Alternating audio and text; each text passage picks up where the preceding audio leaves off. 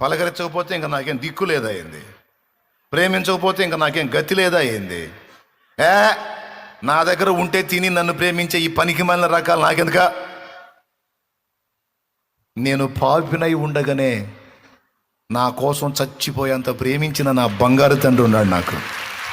నా కోసం చచ్చిపోయేంత ప్రేమించినోడు నాకుంటే నా చావు కోరే ఈ దరిద్రుల కోసం నేనెందుకు చావాలి? నేను చావను. పక్కన సైతాన్ గాడు చేరి సావు సావు సావు అంటాడు. నువ్వు చావురా సైతాన్, నువ్వు చావురా, నువ్వు చావు. నేను చావును. నేనెందుకు చావాలరా?